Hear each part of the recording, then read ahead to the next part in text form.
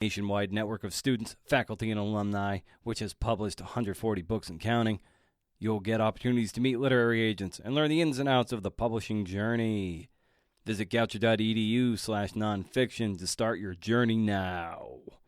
Take your writing to the next level and go from hopeful to published in Goucher College's MFA program for nonfiction. Yeah, baby.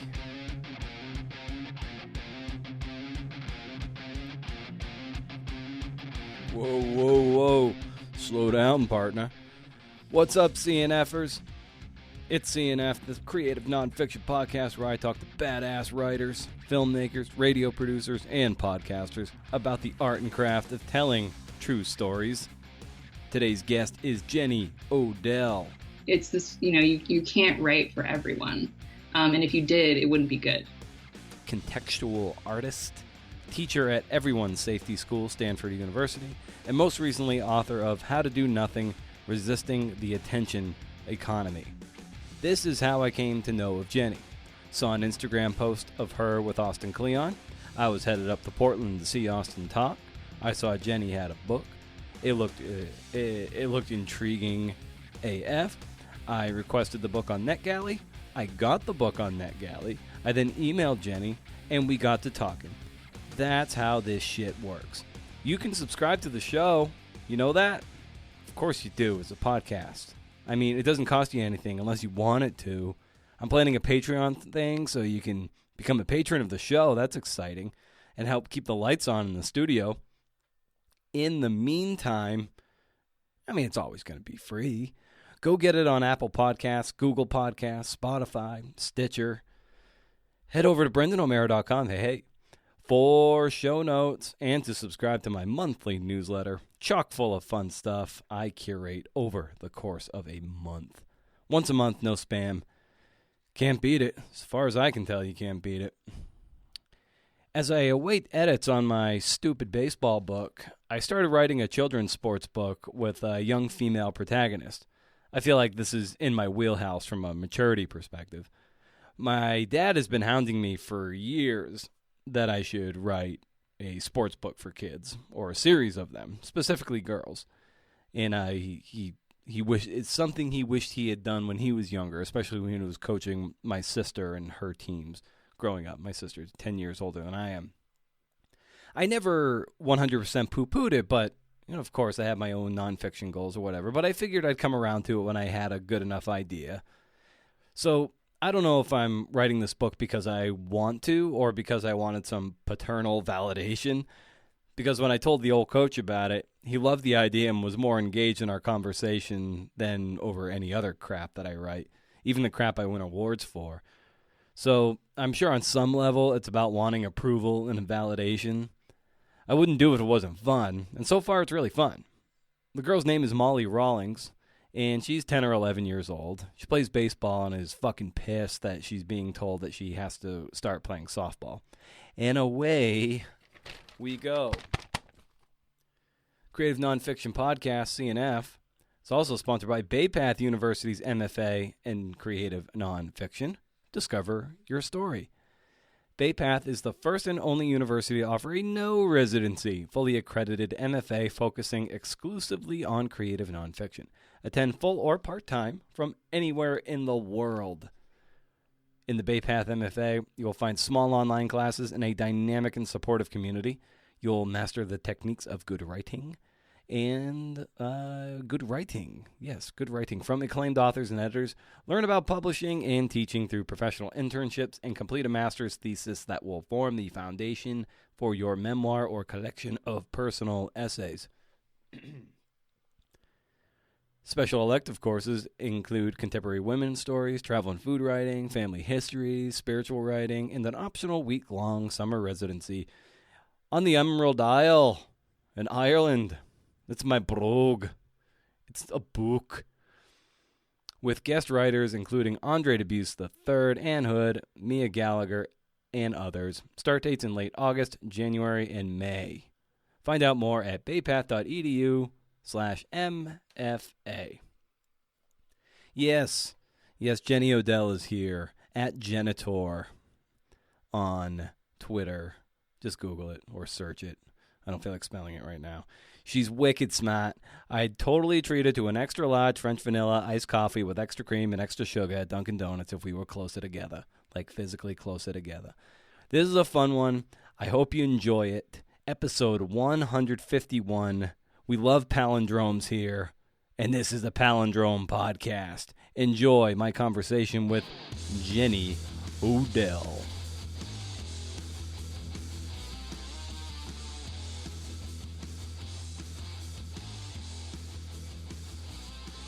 He does such great work. Like I feel like, you know, you and people like Austin, like the type of work you guys do kind of makes, I think it makes everyone, especially in this day and age where things are so fast, I think the work that you guys are doing has a tendency to make us at least slow down a little bit. And is that something that you're kind of conscious of in your day-to-day actions and your day-to-day production of art, that you want to at least build in some time to take those breaths and to slow down a bit? I don't know if I'm as intentional and organized about it as Austin is, because I feel like actually even like the moment that the book kind of comes out of, it wasn't quite planned. It was more like I find myself doing a lot of things like, I'll go for a really long walk, but it's not like, I woke up in the morning and said like, I'm going to do this and then I'm going to go for a long walk. It's like I got really overwhelmed and then just was like, I need to go for a walk right now. Yeah. So I feel like I procrastinate a lot, and I sort of like, I have this messy way of going about it, which ultimately ends up with, having lots of time to quote unquote do nothing, but it's not, it often feels like I'm just sort of doing it out of like survival mode rather than like actually planning to do it. Yeah, like it's kind of an escape hatch for you in the cockpit of your airplane. It's just like, I need to pull this ripcord and get out of here for a while. Yeah, exactly. So, and ironically, it's been harder to do lately because the turns out that PR for a book is a lot of work. You're right, of course. Yeah. How are you an advocate of having, fairly, I won't, for lack of a better term, strict routines, like at least something you can sort of hang your day on every day, that no matter how crazy things are with book promotion or with your work or whatever, that these are certain things that I will do every day that lets me check in with myself? Basically, I mean, I still go to the Rose Garden a lot, which I talk about in the book. I kind of do that whenever I can get a chance, but that sort of whenever I can get a chance is getting harder and harder to find right now. But I will say I have kind of an unusual situation because I teach twice a week, and my teaching job is basically, I mean, it's a full-time job, even though I only have to be somewhere twice a week. So during the school year, it's honestly just like an ongoing struggle to have obviously the teaching part is a routine, but everything else kind of gets smushed to the side. So last summer, while I was writing the book, I had a really amazing routine, which was just to go to basically an art studio that I have on the other side of Oakland. And, I would go pretty much at the same time every day. I would get lunch at the same place.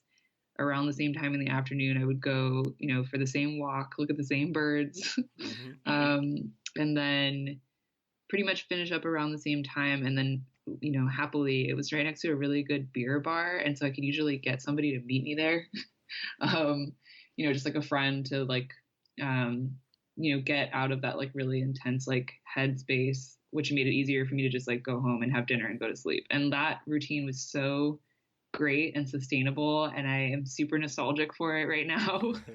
I'm very much looking forward to doing something similar this summer. I was just amazed at how much easier it was to work. I don't even know, honestly, if the book would have been possible to write without that. I know John McPhee. He's the prolific New Yorker writer and author. But pretty much 9 months a year he teaches, and then his summertime is kind of like that fallow period where he's able to pursue writing projects even as he's pushing 90 years old. But that's kind of always been the case with him, that he never put a whole lot of pressure on himself to be a very prolific writer. He just kind of built in these times to reboot and recharge, and then he would be able to, year after year, sort of attack longer magazine pieces that would ultimately turn into to books. And I Mm-hmm. think that kind of gets to a lot of the points you write about in How to Do Nothing, that you can kind of build in these sort of fallow crops where you let sort of the natural landscape of your own interiority sort of replenish itself. Does that make any sense to you? Yeah, totally. It's like creating a space instead of trying to determine what's going to be there. Like I think, after a while, after, especially after last summer, doing that every day. And then, throughout the summer, I also went on a couple of just short trips by myself to stay, in some cabin somewhere. And I have my own routine for that. Like I have a grocery list that is exactly optimized for one person for 3 days with a limited kitchen. So that's like my standard shopping list. But I think after doing, both of those things long enough, it's like you kind of learn to like trust yourself and certain processes. And by the end, I was sort of able to say like, okay, if I read, this list of books and I read them with enough time to actually process them. And then I have this, X number of weeks to just sort of like walk around, and at the end, like something will come out. I don't know what it'll be, but it's not going to be nothing, rather than kind of like sitting and trying to actually like very meticulously plan out the whole thing, or just like worry about whether anything's going to come out or at all. It's like, I think that's what I love so much about the example of do nothing farming that I talk about in the book, where it's like, it's basically similar to permaculture, but it comes so much from like knowledge and trust in the way natural systems work, like knowing that certain things will grow in certain ways. And if you just create the conditions and don't try to kind of over determine it, it will, turn out being better than anything you could sort of come up with. That's a great point you make. That's towards the end of the book too. And so, how did you learn to trust that process to you? That maybe you might read an entire book and you only get maybe a sentence worth of information out of it, and not panic when that happens. Yeah, I think I learned. I mean, so much of this I learned specifically last summer because I haven't even been writing, as a, and obviously I've been writing for a long time, but like writing actual finished pieces for that long. But I, on the flip side, sometimes you'll go, see a movie or something that you don't think has anything to do with what you're writing about, and then you get a whole, not a chapter out of it, but that just as much as you might read a whole book and not get anything out of it, you might experience something that you get a huge amount out of that you weren't planning for. And so I was noticing as I was going along that a lot of stuff in the book was things that I hadn't even experienced yet when I wrote the book proposal. And I kind of started to realize like, oh, there's going to be a lot in this book that I encountered in the process of writing it. And it's, both surprising and humbling, right? Like I have this idea of what the book is going to be. Meanwhile, like life is happening and I'm like encountering things, and obviously some of that is going to make it in there. So I think once I relinquished this idea of like control, that I'm going to like read this list of books and get these things out of it, like absolutely. And once I kind of gave up on that, it actually made space for those things that I didn't expect to be part of it to kind of come in. Growing up in Northern California, would you say that your upbringing, in a sense, like groomed you in a particular way to make sense of this sort of digital landscape that we're in, that enabled you to write a book of this nature, just given where you came from and your upbringing? I think it probably did. I mean, I think it also has to do with the fact that I'm still here, like in a way. Yeah. So I have a lot of investment in like a place, but I don't, I'm not sure, but I have the feeling that when, someone, especially maybe someone who hasn't been here, but even someone who has been here, there's this like idea that Silicon Valley is this, it's like not really a place. Like it's just this kind of abstract idea. Like if you think about Silicon Valley, you kind of just conjure up like images of not even the actual technology company campuses, but just like the technology itself, like app icons or something. And I think that maybe growing up here, and in particular, like, my parents were very into the outdoors. So like not just being here, but spending a lot of time outdoors. It's like I am easily reminded that this is an actual geographic location that has, it's part of a bioregion, just like any other place. I've also spent some time on the campuses of some of these companies, just, like as an artist or an artist in residence, and kind of been able to observe just like the physical reality. Like, I mean, the Facebook campus is in the weirdest place. Like, if you actually go there, it's like next to a salt marsh. And just in a very kind of strange part of the city. So there's all these kind of physical aspects to this place that I think I maybe grew up being aware of just because I was here. And then maybe that predisposed, me to think about this strange tension between being attentive to physical reality, versus the highly abstract world that is created by these technologies.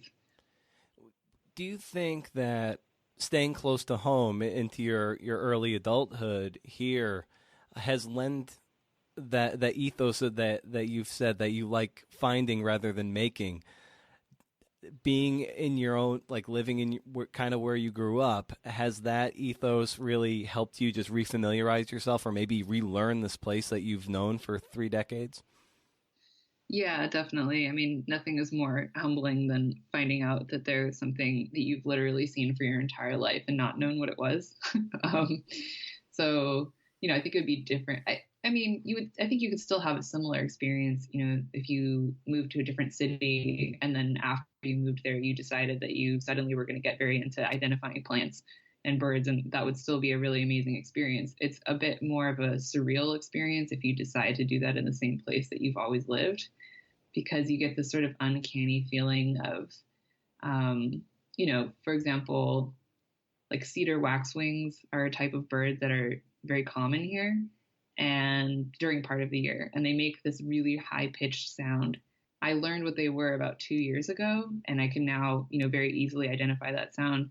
But I did have this moment where I was on the Stanford campus and I heard it, and I was like, oh my God, and sort of buried in my mind, like I remember hearing this sound many times before, and it just like it didn't quite surface to consciousness. Like it's a sort of familiar, but not. And so I have that experience a lot because I'm here, where the things that I'm learning about for the first time are also things that I've probably been like pointing my eyes and ears at for my entire life.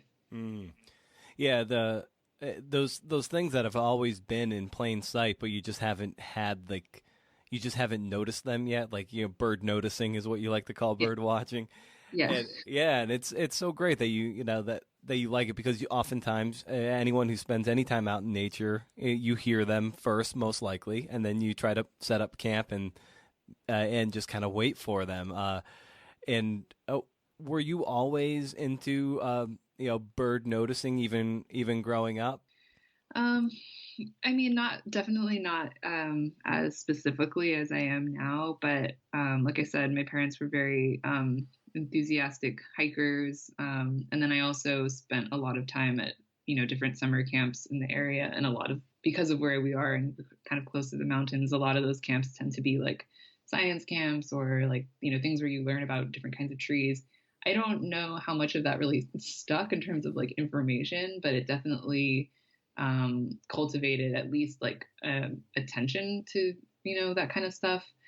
I think it might have been different if I had not gone to those, if I had grown up somewhere where it was kind of more in an urban environment all the time and maybe didn't have as many opportunities to, specifically like learn about different kinds of leaves or something.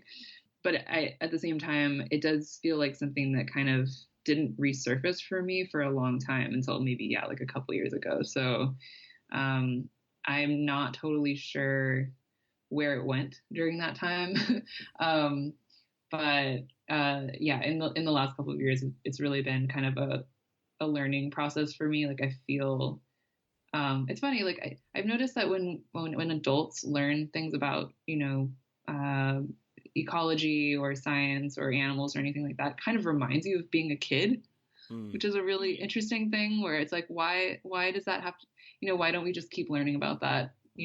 Why does that have this like connotation of like being in an elementary school classroom or something.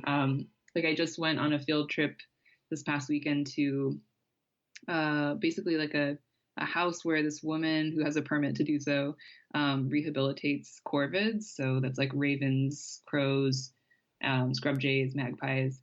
Those are all like really, really smart birds. Some of them can mimic human speech. They definitely can like solve problems. And, the tour group was adults. And I was probably the youngest person there.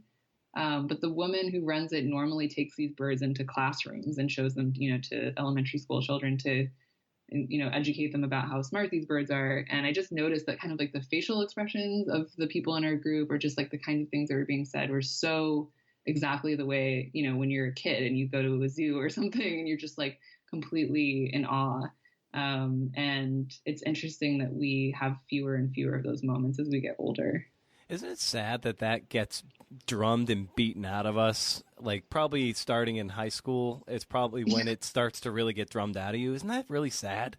It's so sad. And it's also just like what I don't know. I'm obviously biased, but like I can't think of a better feeling than that. That is just hands down my favorite feeling, is to just, I wish like I could show you this moment when the woman walked out and she has this giant raven on her arm, and like everyone just got really quiet, and it was like it just felt very much like aliens are among us, It's like this like strange being, Yeah, I don't know. It was just it's like you completely forget. I think that's kind of part of what I'm trying to get at in the book, is like you kind of forget yourself in that moment. Like you're not thinking about anything except for this thing that you're looking at, because you're just so absorbed, and you kind of don't want to miss any detail of it. Yeah, like a few weeks ago, a friend of mine from the East Coast had come out here to Oregon. He was just happened to be passing through, and he had some time to kill. And we just went out into my backyard, and we were just like throwing a baseball back and forth like 2 10-year-olds would do, and it was like the most fun I've had in like ages. It was just like I had this permagrin on my face just from throwing a stupid baseball back and forth. So yeah, I think that it's funny too, right? Because it's like those moments, it's something like, it's not quite cerebral. It's like, I have always wondered why whenever I see night herons, which is the other type of bird that I talk a lot about in the book. Yep. That happens to me too. I get this goofy smile on my face every time. And it's like, I'm not, analyzing like, oh, I am very happy to see these night herons here because, I could go, like, I'm happy that the species is doing okay, or like, they're very interesting because they're kind of specific to this area. It's like, no, I just have some sort of like instinctual, like childlike reaction to seeing this like weird, grumpy looking animal. I love that you call them grumpy, and also that you call them the Colonels too, because they hang out at KFC. Yeah. I love, like, speaking of like grumpy looking birds, like I love great blue herons because they kind of look like wizards, right? Like when they kind of look like they've got this cloak and they're hunched over. They look old, just they've been around for like 400 years and they know everything and they're just watching you. I love that look about them. Yeah, and the way they move too is like so circumspect, like with those like long kind of like frog-like legs. Yeah. And what's amazing too, when I had took an ornithology course back in college, it's just based on whatever aspect ratios of wings and whatnot. But it's kind of crazy to think that a great blue heron and like a mallard, they weigh about the same. Really? Yeah, like in terms of mass. You'd have to like Google it or whatever. But I seem to remember my professor saying like those two birds weigh about the same, but they're just they just distribute that body mass so differently based on selective pressures over millions of years. But it's just kind of crazy how to think that those two, you wouldn't equate them in terms of balancing each other out on a seesaw. Yeah, no, totally. And I think that's like, it reminds me, I took a diving birds class through Golden Gate Audubon Society, and it was really only about 4 kind of classes or types of diving birds, but it, similarly, so much of it was about anatomy. And if you're a bird that spends your entire life on the ocean, you have to have all of these crazy adaptations to keep the water out, to deal with the salt, like all kinds of, like flying, all of these different kind of mechanical like challenges, and just like the sheer variation of form, but also just like weird stuff. Like there was one type of bird, I can't remember which one it was, that just eats feathers and then they turn into this weird feather ball and it helps them like digest things in their stomach, and just like very, very strange. Like you don't have to look that far into it before you find something that seems very alien. Yeah. And I like, watching any documentaries about any birds anywhere, but I feel like we often see like exotic things that are we think of as exotic on, say, like a nature special or something, and it's easy to forget that like a mallard duck is really crazy. Like if you just look into like what even is this animal, or even something like a crow, which is one of the smartest birds on the planet, and they're all around us. So I kind of I don't know. That's one thing that one of the reasons in the book that I think it's important to focus on like spaces, interstitial spaces that are around the place where you already are, versus like having to make a big trip to Yosemite or something like that. Like I think you can find this kind of feeling actually a lot closer than you think. I think 100% because I think even journalists get into this idea, especially um, maybe younger writers who think that you have to like go to Borneo to find like a great story. But the fact is, like, there are great dozens, if not hundreds, of really compelling narratives that are just in your own backyard. And similarly, you can find just based on the sort of your core ethos as an artist, like you can find wonderful things that are really under your nose if you're just willing enough to sit still enough to notice them.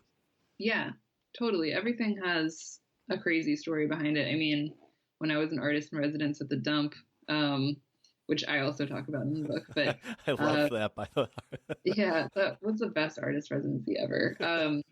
Yeah, I mean, I think it's very telling that, typically an artist there would make something out of the trash. And my project was just, I didn't actually make anything out of it. I just basically created like an archive of 200 objects, where I tried to kind of monomaniacally research their manufacturing origins. And then that turned into, wanting to know why they were made, how they were made, what they were worth, like, the entire life story of this object, including its often strange corporate history, like who owns that company now, what do they do?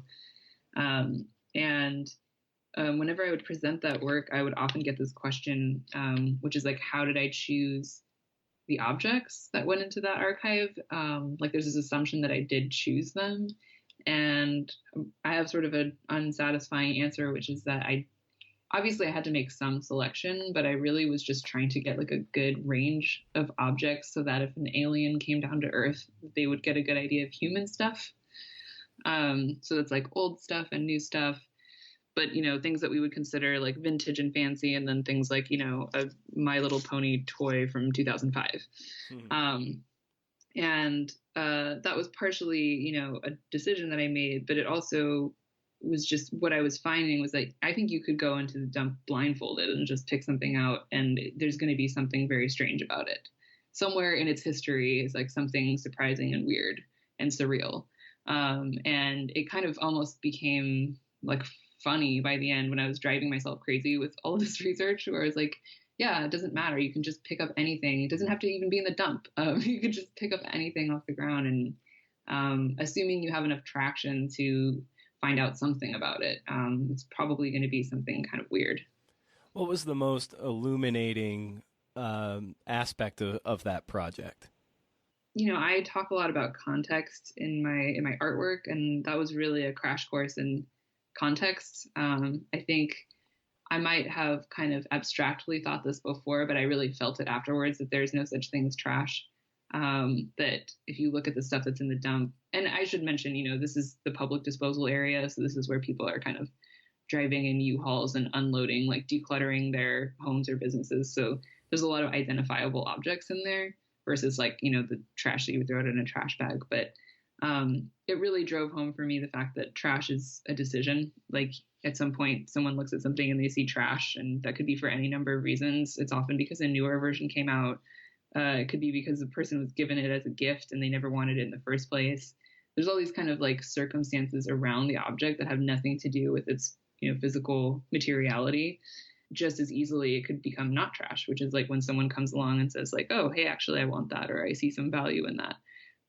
So it really, I did some projects after that kind of about that, where I was collecting pre-trash from people, which is stuff that you haven't gotten rid of yet, but you plan to. So you basically think it's trash. Mm-hmm. I was collecting that from people and then researching it. And at the opening of that show, the visitors to that show were able to claim one of the items for themselves with the red dot that you would use in a gallery. And you could see it in action. Like you could see this person gets rid of this stuffed animal because they hate it, and it's the subject of a long running argument between them and their husband. And then, a couple days later, you have someone else come in there like, oh, I want that immediately. And they have all their reasons for wanting that thing. There were people who got rid of things where they just didn't know what it was. And then someone come in, does know what it is, so they want it. It's like all of these kind of layers of associations and knowledge and life circumstances that are all playing out around this object that the whole time like hasn't changed as an actual object. So I think that was kind of the biggest, most like profound takeaway for me from the dump. Huh. And you've mentioned that Eleanor Coppola is an artistic inspiration for you, and I wonder if you could maybe just share us why her work resonates with you so much, and how she's inspired you to do your own thing.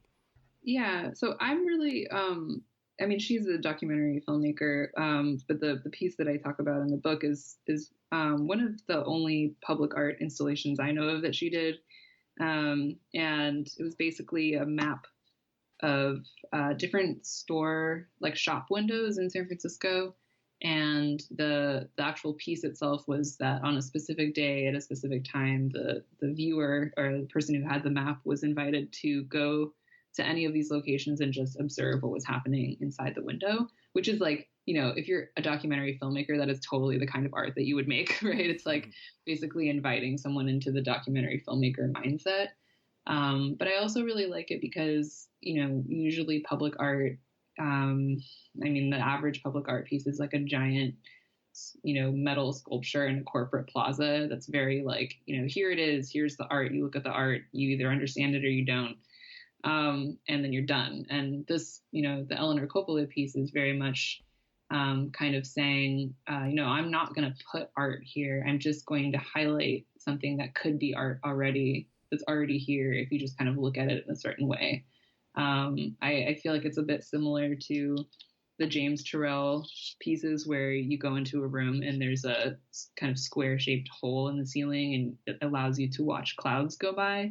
Of course, the clouds are always going by. Similarly, in the Eleanor Coppola piece, like there is always stuff going on in every window, but the kind of artistic act of framing that for someone, it actually does render things visible in a way that they wouldn't be otherwise. So if you've ever sat in one of those James Turrell rooms, like you can actually kind of see the speed and the form of the clouds just a lot more easily than you would be able to otherwise. And then, ultimately, the thing I like about both of those is that even though you have this kind of apparatus that lets you see this stuff afterwards, like I have never really looked at clouds the same way. I probably look at shop windows differently, all shop windows. So it's both about the experience that you have in the moment, but then it also probably affects the way you look at everything afterward. When you were, say, researching the talk that would eventually become the book, what were you reading at the time, and what was inspiring you, post the 2016 election that really made you want to grab hold of this particular subject and run with it? So there were two books that were really big for me. One of them was The Genius of Birds by Jennifer Ackerman. And that is, it's just a really good science book. It's about, this kind of sums up a lot of studies that have been done on intelligence in birds, which, for a long time were not thought of as being particularly intelligent. And now we know that crows, are some of the only animals to be documented making and using what are technically tools. So that, that's what got me more into bird watching. And that obviously had a really big effect on the main point of that talk. And then the other book was called Spell of the Sensuous. I think the subtitle is Language and Perception in a More Than Human World by David Abram. And that book, is more sort of not as like straightforwardly like a science book as the other one, but had a similar effect on me, which was kind of it's actually good. Those are two good books to read at the same time, because one is about how this entire group of animals that you may have written off are actually very intelligent and have things like language. And then you have this other book, reminding you that all, living things have a way of expressing themselves. And there is a type of language that we've been sort of cut off from. And so it's this kind of reminder to be that, you live in an animate world, and that there is agency in other living things. And so kind of just like waking up to that. And so that was really, really crucial for that talk. And as you were progressing through this, what did you find that was most discomforting about the current sort of digital landscape that has made you want to retreat to the rose garden, engage in more bird noticing, and detach without becoming totally disconnected? I think it was just this kind of, sitting there is a reminder of how different a physical space is from, the way we consume information online. And so that doesn't just have to do with the space. It also has to do with me as a body and an animal. Like that was kind of the most surprising thing to me reading, both The Genius of Birds and Spell of the Sensuous, is like, it's not just a reminder like, oh, I live in an animate world, but like, I am also a part of that animate world. I'm kind of made of the same stuff as everything else in this animate world. And so I think, while I was spending time there, I was kind of able to look back and see that, oh, like the thing that so horrifies me about the way I am expressing myself and seeing other people expressing themselves online in this moment of kind of collective rage and paralysis is that the ways that we're communicating and the kind of rate of information that we have come to expect doesn't really seem to have any respect for things like temporal and spatial context, or just the kind of lived reality of a body that lives in physical time and space. Like that was a thing that was just kind of really missing for me from that environment. I suspect that some people that when they pick up this book, they're like, all right, I'm going to receive a series of checklists or boxes that I can check to completely dissociate from social media specifically, something that is algorithmically designed to hijack my attention and keep me there, for as long as possible. And that said, that this book isn't necessarily it's not a roadmap to that, but it's a brilliant think piece about trying to reclaim some of your valuable attention. So I wonder, like, what would you tell somebody who might want to disengage is the wrong word, but to maybe reclaim some of their attention back from these social media companies where we are in fact the product that they are trying to sell?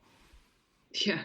I mean, one thing I'll say before I even get to that is, I think there's a lot of interesting stuff happening right now with trying to actually regulate the design of addictive technology, which I think is really interesting. So, I mean, I think there are actually, like concrete things to be done.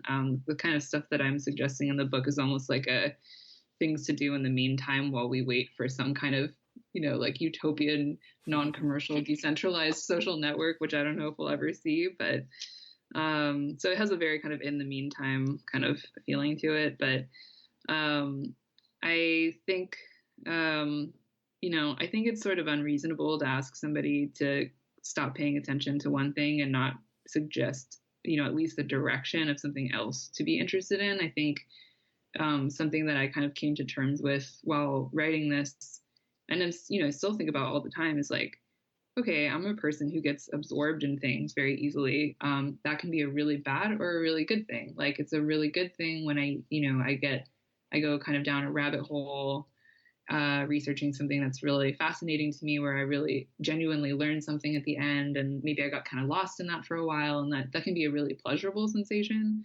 Or even things like, you are having a really, great conversation with a close friend, like time goes by, like you're really absorbed in that. So I don't think there's anything, wrong with that. But then I think, unfortunately that capacity for absorption gets hijacked by these platforms. So for me, it's sort of like I'm thinking about it in this do nothing farming way where, in do nothing farming, they didn't use pesticides. They just would try to kind of adjust the balance of organisms on the farm. Like if you have too little of this, maybe you need more of this and that kind of thing. So I guess I'm just sort of suggesting, pay attention, not just like, don't pay attention to your phone. It's like, pay attention to something else, like find the something else that is so absorbing to you that is a place that you can go to get away from that. And for me, that just happens to be, the rose garden, literally, but just also like, ideas about ecology. I found that just looking at other forms of life is so absolutely fascinating and distracting in a good way to me that, in this sort of meantime, it's become like my life raft. Like it's something that, again, maybe because it goes back to that kind of childlike wonder that has always been there all along.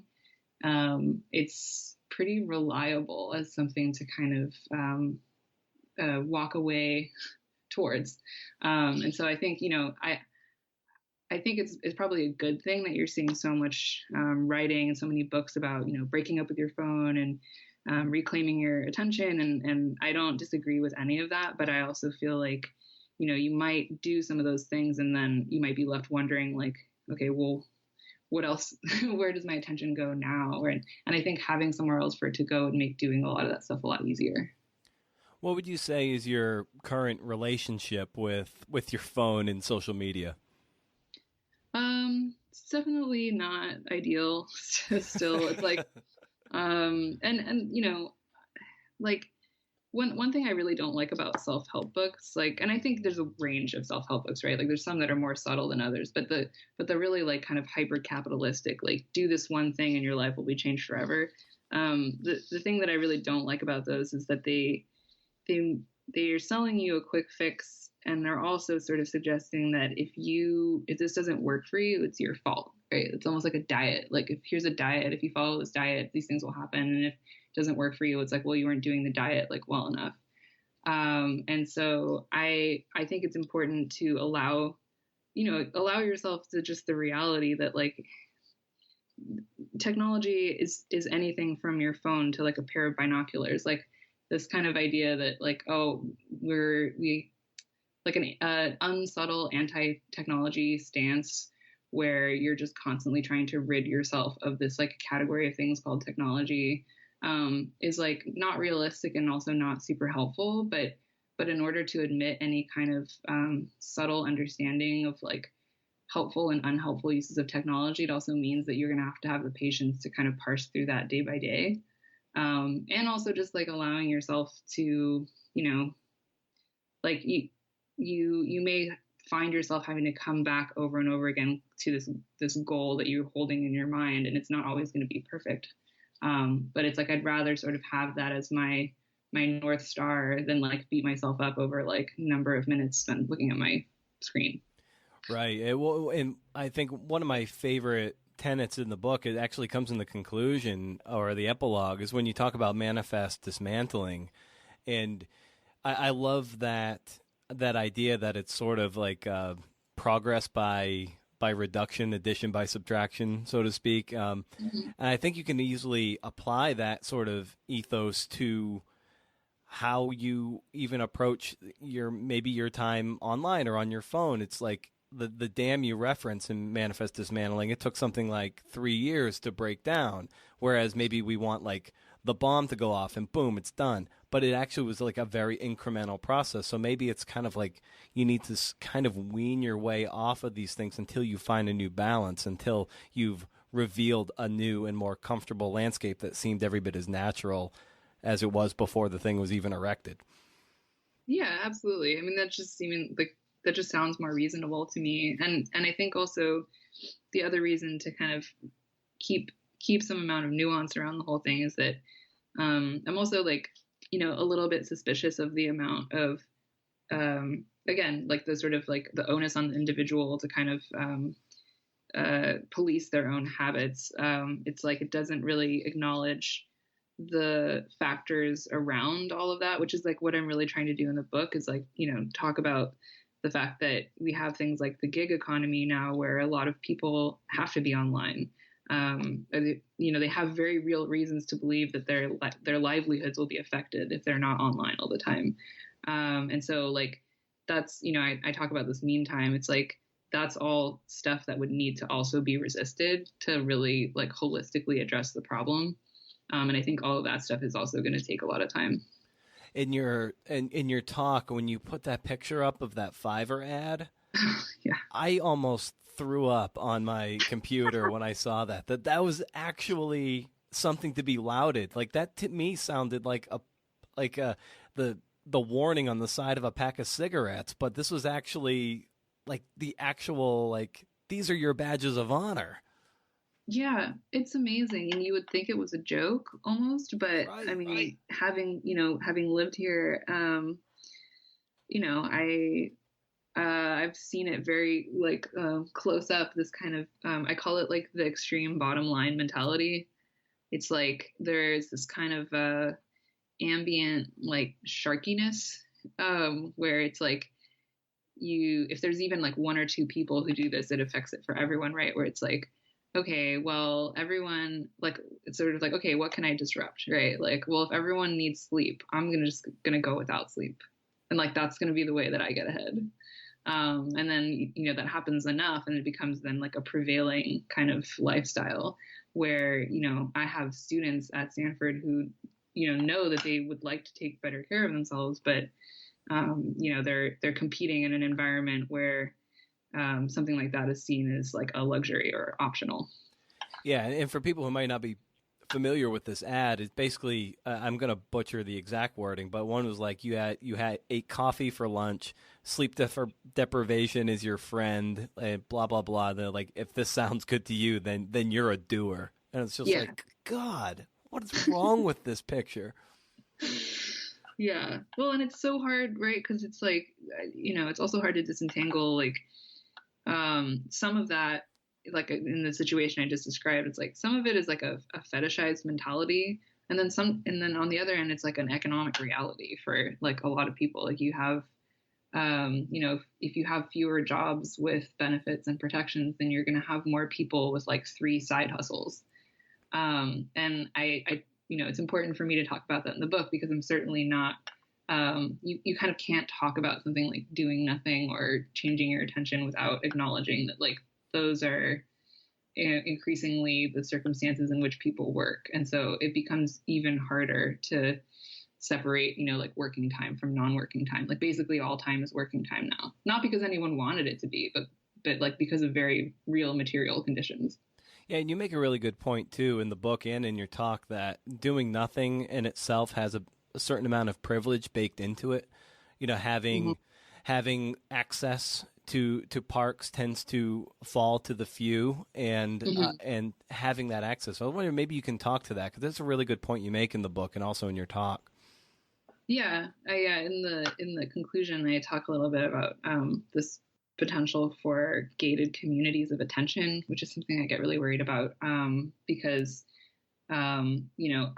because at that point I've drawn this connection between the importance of things like public space and parks and libraries and things like that, to the kind of contemplation or being able to reflect that I'm talking about. Then you just look at simply like the way you look at how a city is organized, and you notice like, hey, there's a lot fewer parks in this neighborhood over here, and you have like usually wealthier neighborhoods are in the hills where things are really well kept up. There's lots of kind of spaces to wander around in.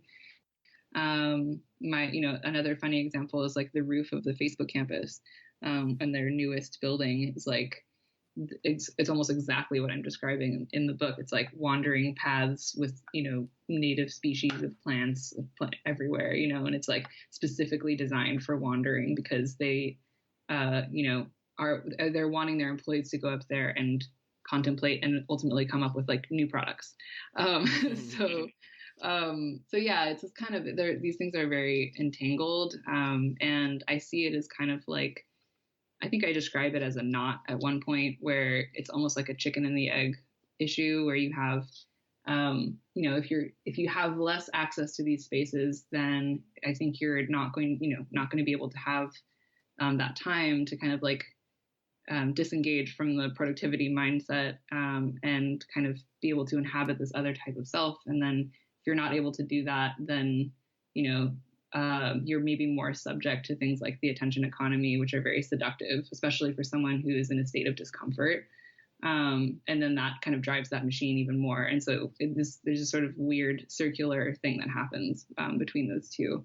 And I feel like the more time has passed after writing the book, like that's probably the part that I'm the least satisfied with is not necessarily my description of that, but I kind of wish I had a better kind of response to that situation. But I kind of end up saying that, from my perspective, like one maybe possible place to kind of pry that cycle apart is just on the level of willful direction of attention within like the individual. But again, that just comes right back to the issue of privilege. So it's a difficult question. In that great Eric Ducker piece on The Ringer about you and your book, and subsequently, and Cal Newport's in there with digital minimalism and basically a profile on, trying to do nothing and detach a little bit and reclaim, attention and on our own terms. And I think Newport says a really,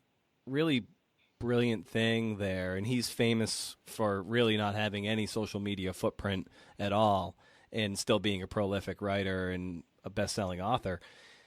He says something like, because this technology is so new, but it's become so insidious that we actually think we need it for everything. And I wonder if maybe extending that question to you, like, have we been fooled that we actually need this?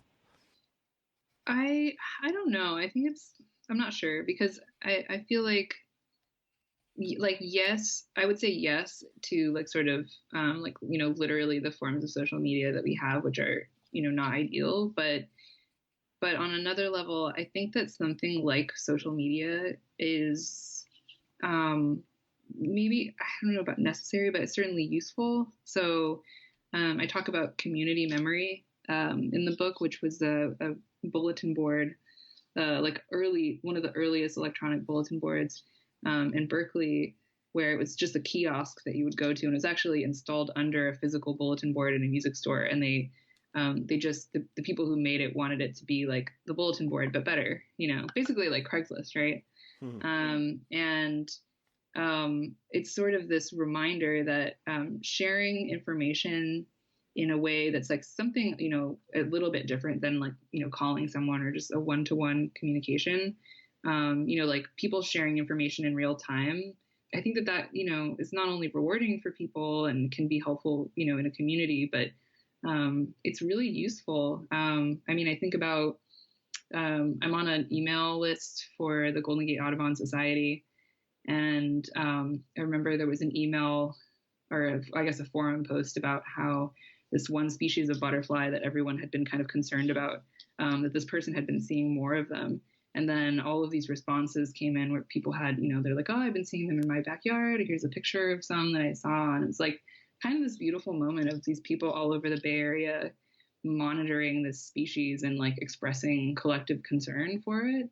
And I would imagine that, in a time of increasing climate events, something like that is only going to be more important, where people are going to need to coordinate with information, across large areas, within a sort of bounded area. But so I think that's why, I don't in the book end up coming down very hard on the idea of social media itself. It's more kind of commercial social media that is designed to, do other things rather than just kind of share information in a utilitarian way.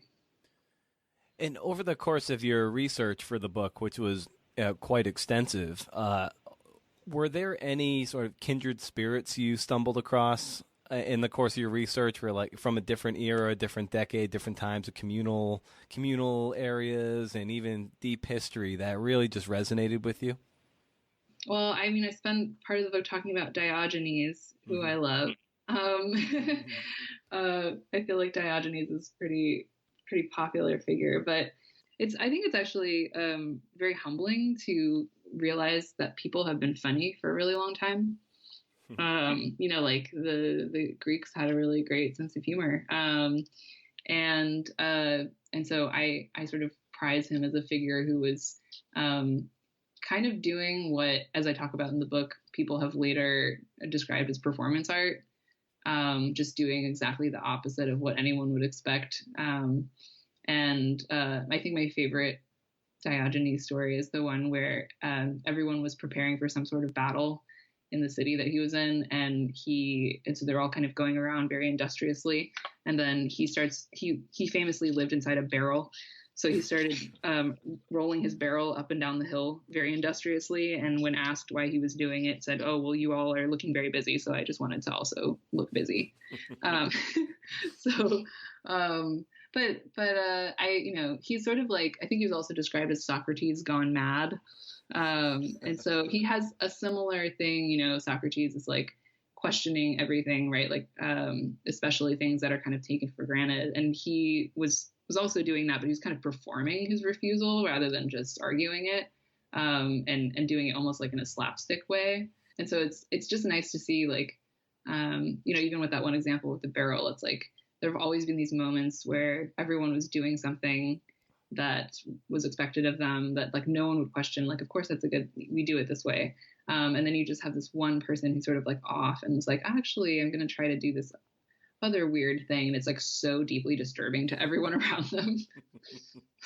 And so I think I enjoy that also because doing nothing can be a little bit like that. If you are in a moment where it's assumed that you should be productive all the time, where you should be kind of freaking out all the time, just the image of someone kind of sitting and doing nothing is like kind of unsettling in that context. And with respect to writing the book and your own writing in particular, what would you say you individually struggle with, and just in that generative phase of trying to get your manuscript done? Like, what is something that kind of sticks in your side? That's a good question. I think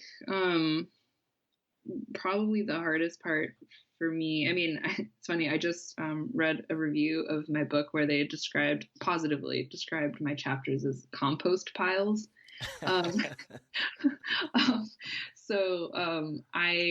think, as someone who was previously basically a collage artist, it is both my strength and my weakness. Is like, I'm really good at amassing piles of stuff. I mean, it's like literally what I did at the dump. And then I can sometimes have a hard time making that pile of stuff make sense to anyone but me. Sometimes I'll be like haunted by this feeling that there is like a connection among all of these things, and I just can't articulate it. And so my method has been, and I think this is pretty common, people write things on note cards, but I'll write, all of the different, and there are many elements in the chapter on little cards, and then I would just arrange them on the floor, and I would find that, like, I would be moving them around and around for hours until I could, like, find some order that made sense. And even though that is the hardest part for me, it might also be the most enjoyable because, or maybe not enjoyable, but it reminded me a lot of my visual work, which is, if you see it, it's just things cut out from Google Earth that are also arranged in a big pile. So this kind of action of collecting a bunch of stuff and then kind of arduously working to arrange it in a way where something becomes apparent is definitely the hardest part, but also the maybe most indicative of, like, how my brain works. Like, what are some, if any, limiting beliefs that you have, little speed bumps that you might have put in your own way over your 32 years that sometimes have give you, headaches as you're trying to get work done? We all have them, but I wonder if you have any, what they are. It's something that I've thought about a lot already as an artist, but maybe has come more to the fore as a writer, is obviously, like, you want things to make sense. Like, you want things to make sense to a reader, and then it's sort of an unfortunate stumbling block for me is, like, I want everyone to agree with me, which is like impossible, right? Like, if you And so I've been having to sort of remind myself that if you fulfilled both of those criteria, like you wrote something that absolutely was almost self-evident, and everyone agreed with it, you wouldn't have to write that in the first place. Like, it's not a book. Like, it's like if you, in order to have something to articulate, it's like, if you're going to make an argument, that already implies that somebody is going to disagree with you, or it implies some kind of resistance. Like, you're saying that, like, there's something that hasn't been said this way or hasn't been framed this way, and like, I'm going to frame it this way. And so, it's not really something that I thought about that much while writing. It's something I thought more about after the book came out.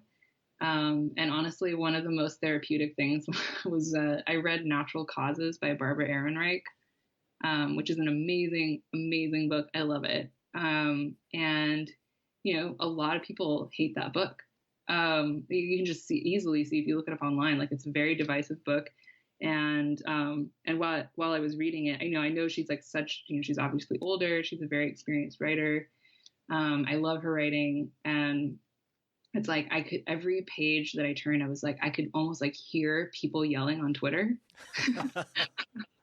and you just see that she just like doesn't care, and she just like, and she knows, and she just plows ahead and does such a good job. And it's like, you can't write for everyone. And if you did, it wouldn't be good. And so just as a sort of conflict averse person who would, to be honest, like, wants everyone to like me, like, I have to get over that. And kind of like, be willing to like stand behind, an argument, knowing that, necessarily not everyone is going to be down with that. And given that you're a visual artist, did writing this book and becoming an author kind of sneak up on you? Something you didn't quite expect? Oh yeah, definitely. Yeah, I mean, it's both surprising and unsurprising, because I was an English major in undergrad, and I took a lot of creative writing classes.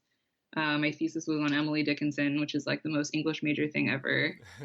And I've written I have journals going back to when I was 6, like consistently throughout my life. And it's funny because I have a lot, because I have them, I can go back and look at them, and you'll often see things like I'll be like, oh, I have literally no time, and I'm like a total mess, and I can't do anything. And like, yeah, I'm like writing about that. Like I'm still, that's like the one thing that has never changed. So in that way, it's not surprising, just in that, like, I clearly like have, expressed myself that way, at least to myself, for a long time. But like career wise, it's very surprising because, my job is teaching visual art. I've been kind of like on that path for a long time. And I think from the outside, it looks like kind of a shift. But like I said, with the kind of arranging the cards, the way that I write is so similar to the way that I make art that at least within my own head, it doesn't feel like that big of a shift. In terms of like output, yeah, it's been sort of surprising. And in the process of writing this book or even just doing your other work, where do you feel most alive and most engaged in the process? It's definitely I would say like mainly it's the researching part. I can think of no better way to spend a day than sitting in the Rose Garden and reading. I just finished Natural Causes like in the Rose Garden the other day. Because I so, highly value that feeling of being absorbed.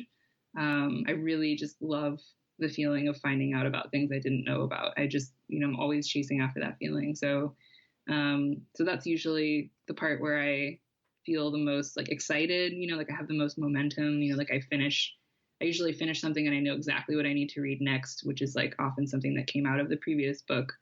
But I also, I really like the writing part of it.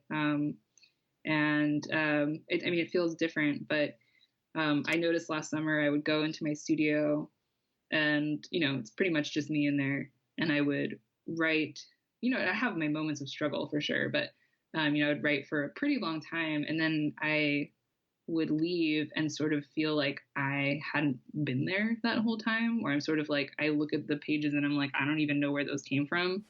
And I kind of like, that's kind of a weird and mysterious feeling that I enjoy. How are Crow and Croson doing? They're great. Actually, earlier, like when we first started talking, one of them came by and was cawing very loudly. It's 11 o'clock. Come on, feed me. Yeah, Give me my they've peanut. done that before. Yeah. They seem to always wait until I'm like having an important phone call or something, and then they do that. But yeah, they're great. And they have now, they're a little bit less skittish about coming and just like hanging out on the balcony. So the background on my phone is an extremely close up photo of one of them, where you can see like every single feather.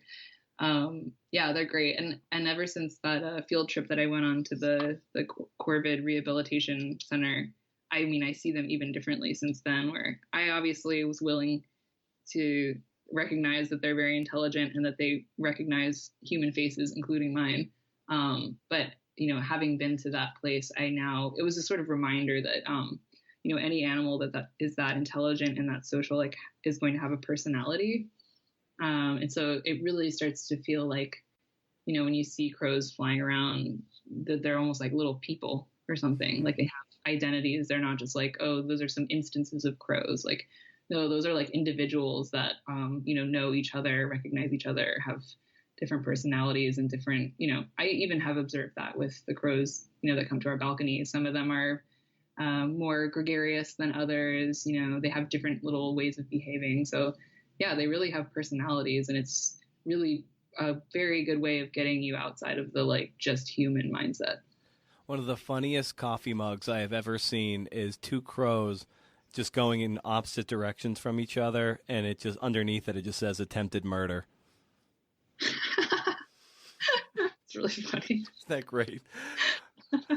Well, Jenny, where can people find you online and get more familiar with your work and potentially and hopefully buy the book? Just jennyodell.com, which I was lucky enough to get. Nice. So, yeah. Fantastic. Well, thank you so much for the time. Be sure to give Crow and Croson a peanut for me. And yes, wonderful work. And thanks so much for the time. This is great, and I look forward to doing it again maybe sometime in the not too distant future, I hope. Sounds great. Thank you so much. You're welcome, Jenny. Take care. Well, how'd you like that? Keep that conversation going on Twitter, at Brendan O'Meara and at CNFPod. Instagram is at CNFPod, and Facebook is at CNF Podcast. Reach out, got questions, concerns, compliments, goodwill, good cheer. You can find it anywhere. You can email the show too, creativenonfictionpodcast at gmail.com. I think it's pronounced Gmail. Thanks again to Goucher's MFA in Nonfiction and Bay Path MFA in Creative Nonfiction for their support. And, of course, you, the listener. Share this with a friend, man. It only grows when you endorse it by sharing it with your network. We do things slow around here. Slow is fast in the long term. So you like the show, just hand it off. Be like, yo, friend, I think you would like this. Rage against the algorithm. Rage. We're all in this together. If you'd like, I have another podcast called Casualty of Words. It's a micro podcast where I give out little jolts of creative inspiration daily. When I cut out the intro and the outro, it's only about a minute to 90 seconds long. Every single day. Full transcript at BrendanO'Meara.com. Casualty of Words. Get it? What else? I think that's it. And remember, folks, if you can do, interview. See ya!